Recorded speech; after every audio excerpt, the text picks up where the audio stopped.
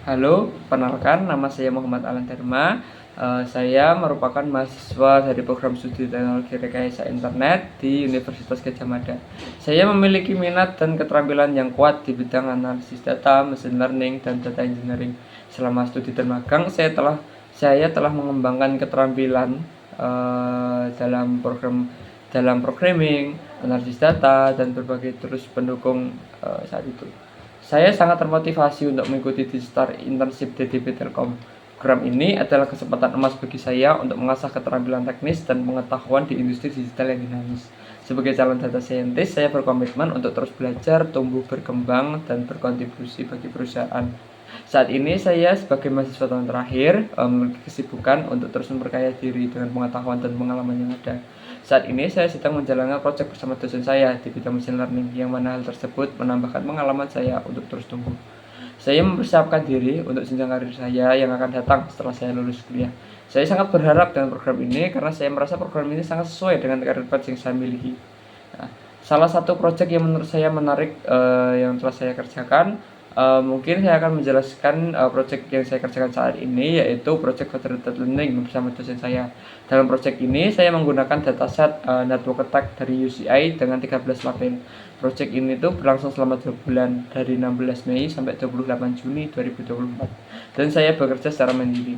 Tujuan utama dari proyek ini adalah untuk membandingkan kinerja dari setiap model. Model yang saya gunakan pada proyek ini itu antara lain TensorFlow Federated, Random Forest, dan DNN atau Dense Neural Network, dengan berbagai skenario dan jumlah klien dan label. Salah satu kendala yang saya hadapi mungkin itu terlalu banyak membandingkan kinerja model sehingga tidak fokus pada model tertentu saja.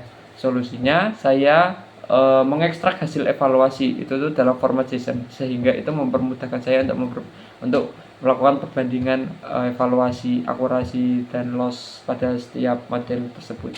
Nah, hasil model TFF itu menunjukkan performa yang konsisten dan akurasinya lebih tinggi untuk 5 klien, karena federated learning itu melakukan training untuk masing-masing klien, sehingga di sini saya membandingkan antara 5, 10, 15, dan 20 klien untuk TensorFlow Federated. Ya, akurasinya akan lebih tinggi untuk klien 5 karena datanya lebih terkonsentrasi. Nah, untuk model Random Forest itu tuh cukup baik, tetapi terdapat kesulitan dalam menangani data yang kompleks. Sedangkan TNN itu tuh lebih unggul dalam skenario multi-label, meskipun lebih sensitif terhadap overfitting. Saya merasa puas dan bangga dengan pencapaian ini karena saya merasa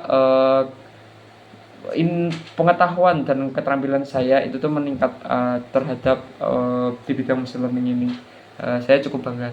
Nah, tools yang sering saya gunakan selama beberapa project ini tuh mungkin saya jelaskan seperti Python, TensorFlow, SQL, Excel, dan lain-lain. Nah, di sini saya akan memberikan rating terhadap tools-tools yang saya pelajari selama saya mengerjakan proyek ataupun berkuliah ini.